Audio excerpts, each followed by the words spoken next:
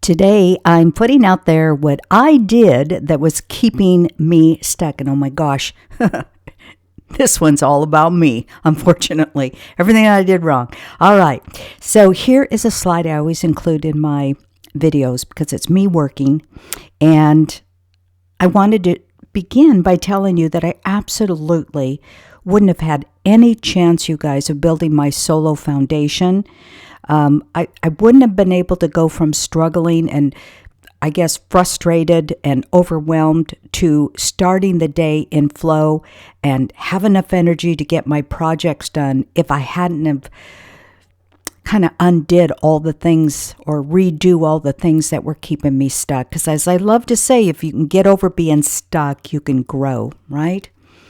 So the first thing I did was I would not accept that I could do what I really wanted to do for my solo business. Instead, what I thought I should do, or what I heard I should do, is what I tried to do. Because I was worrying about money. I wasn't sure I could make enough money to do what I really wanted to do.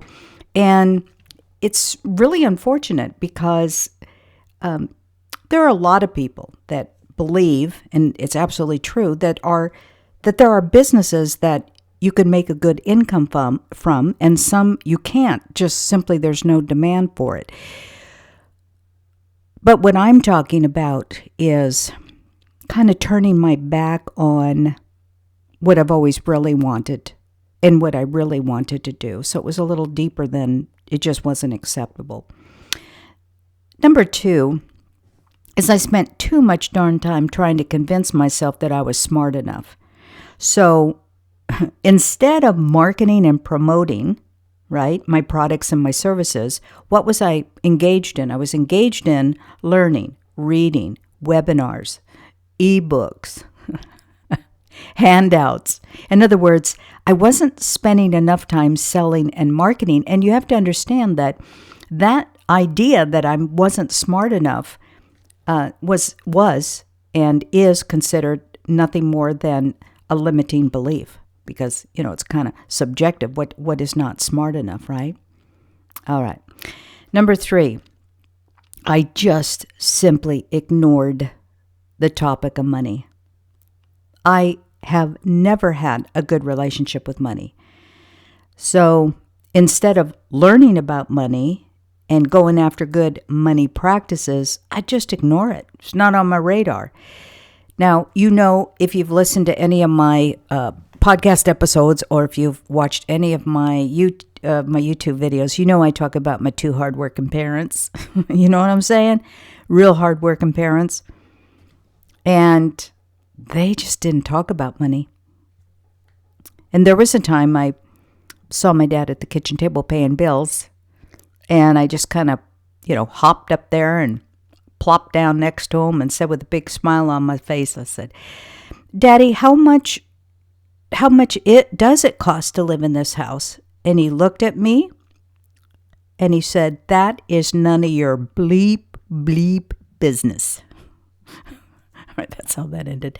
Number 4, I actually made bad choices on purpose. See, now this one's going deep too. Okay, it's explained as I didn't believe I deserved better, so I made choices that kept me stuck. An example could be, if I thought of one quick here, is I would do a lot of work and get my, I'd put out webinars and send out newsletters and stuff. And I would get a hefty, nice email list. I don't know why I'm blanking on what that's called, but my subscribers. And then I would just lose contact with them. I just didn't follow up. And that was just one of many choices that I made that were just bad choices. And it was to kind of confirm the fact that, I'm stuck, I'm going to stay stuck. There you go. Number 5 for me is I just didn't trust myself. And this was really about me placing harsh judgment on myself, questioning everything, not listening to my gut. And so many of these, number 5 included, if you're someone who experienced complex trauma, you will understand that it's very difficult to listen to your gut when you're trying to duck or hide or survive. And so your self-trust, not only does it not happen, but you actually end up questioning everything. Control. Yeah, I was under the illusion that if I was in total control, that would be the answer to my pain of failure. Now, we know, right, you're a business owner, that control is good as you build your business. But hear this now. Control is draining when you're not aligned with your work. So if you're not aligned with your work, you're trying to twist to make it work. That doesn't work. I was my own worst enemy. In fact, on my website is sandrasmith.com. There's an about page. And I write right on there, I was my worst enemy. And so all of my habits, all of my patterns, all of my negative thoughts, all of my negative beliefs, they always worked against me. Number 8, I had this belief. It sounded like I said I have this disbelief, but I had a belief. I knew I was talented, but I believed that I couldn't figure out how to make it happen. Now, this one's really weird. I just didn't think I had what it took, to have success as a business owner. And so those personal beliefs about myself really kept me stuck. Now, even though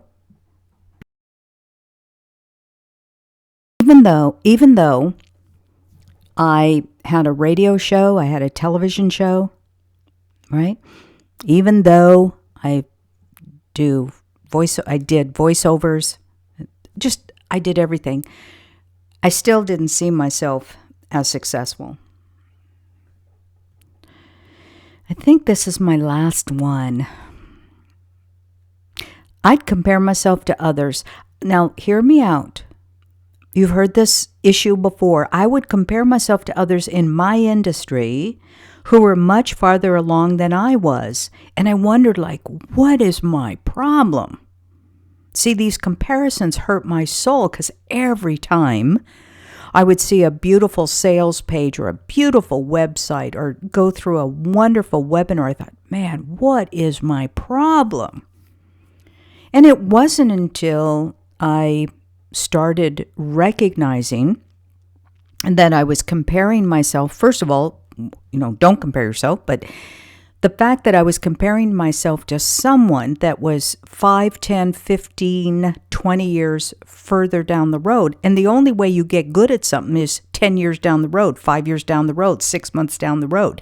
All these people that make a ton of money, they hung in there, but they kept improving. And if you're not sure, just go to a website called Wayback Machine, and you can enter a website of somebody, and you can pick. It shows the years they started their website, and so let's say they started in 2008, and then there's 2009, and there's this timeline. You can just look and see what they were doing in 08 and 09.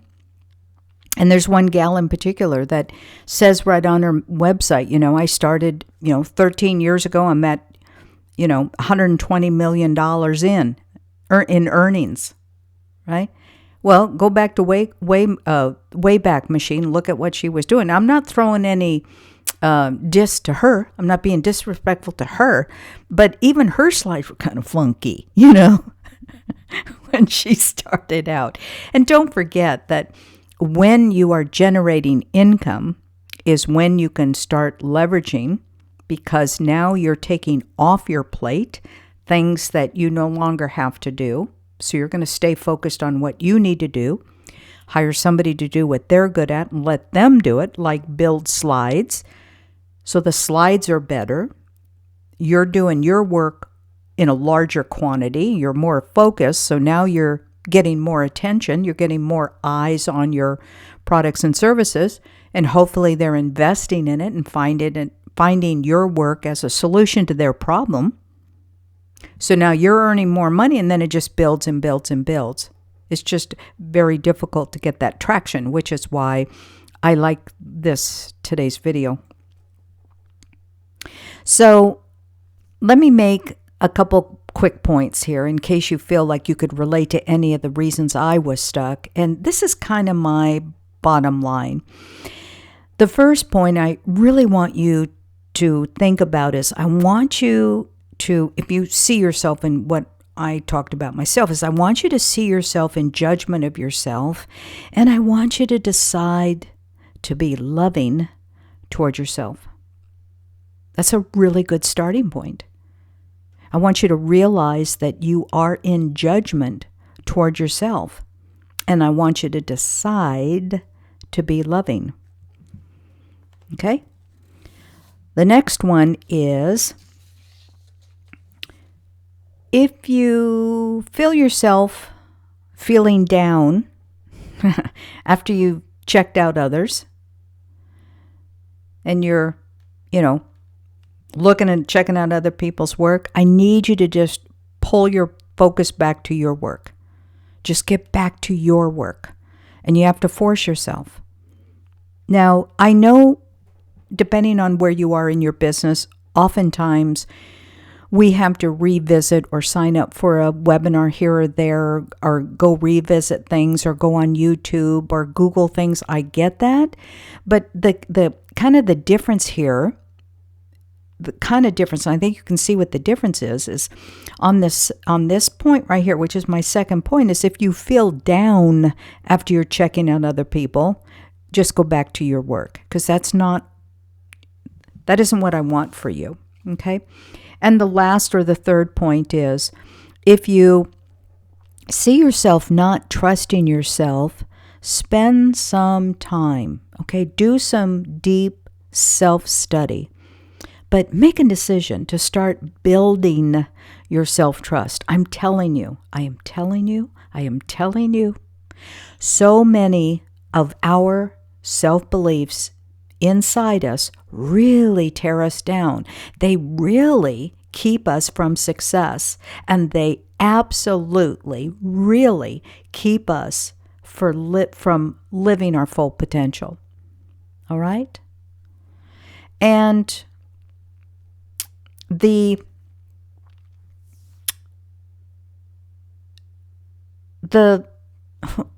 top tip that I want to leave you with is, anything that you can see about yourself, you can decide what you want to do about it. Okay? And by that I mean, like I spoke earlier, you recognize that you're doing self-sabotage, or you don't trust yourself, and then note it, and then make a decision to stop and address it, and then move on. And hey, if you need some extra help on this, I have a training that works you through this. And that mini training that I offer is Growth Made Easier. And it will absolutely give you the tools to help you with the things we talked about. Of course, I have a link below. You can click on the link and read more about it and join if it looks right. But make that one decision that can change it all for you. And I want to end by hoping that this training has helped you learn what it is you need to know so you can become that successful solopreneur you're meant to be. Okay? So, well done you. Have a great week. And thank you for listening and watching. Take care. Bye-bye.